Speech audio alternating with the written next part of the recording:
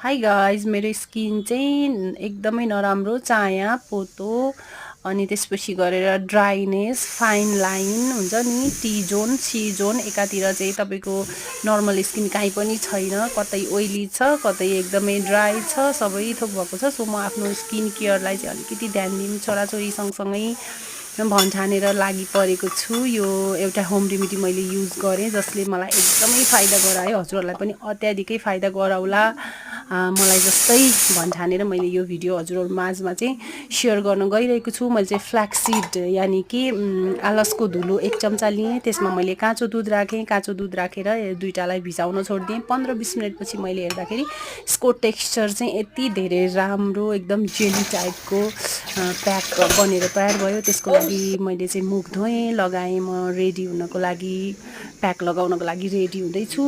अनि त्यसको लागि चाहिँ मैले अलिकति एउटा त्यो काँचो दुध अलिकति बचेको थियो, त्यो प्याक बनाएर राखेर त्यसमा मैले चाहिँ कटन डब गरेर आफ्नो फेसलाई सर्लक्कसँगले यसरी पुसेँ। पुस्दाखेरि तपाईँहरूले त्यो पुसिसकेर त्यो तपाईँले त्यो कटनमा हेर्नुभयो भने तपाईँको फेसमा कति फोर रहेछ भनेर पनि देख्न सक्नुहुन्छ कि र मिल्क चाहिँ यति धेरै राम्रो हाम्रो फेसको लागि है, एकदमै धेरै राम्रो रहेछ है। मैले पनि बल्ल थाहा पाउँदैछु। मैले आफूले जानेको कुराहरू चाहिँ हजुरहरू माझमा सेयर गरौँ भनेर। त्यसको लागि चाहिँ म मेरो युट्युब च्यानललाई हजुरहरूले लाइक सेयर सब्सक्राइब सबै गरिदिनु होला। त्यसपछि अघि मैले बनाएर राखेको त्यो जुन थियो प्याक थियो, त्यो चाहिँ मैले मेरो फेसमा बिस्तारै अलिअलि गर्दै गर्दै मसाज गर्दै लाउँदैछु। यता मेरो खानासाना पनि रेडी हुँदैछ, बच्चाहरू पनि सँगसँगै हेर्दैछु। हजुरहरूले भरसक चाहिँ प्याक लगाउँदाखेरि चाहिँ रातिको समयमा लाउनु, बेलुकामा, जसले गर्दाखेरि चाहिँ हामी घाममा निस्किन पर्दैन।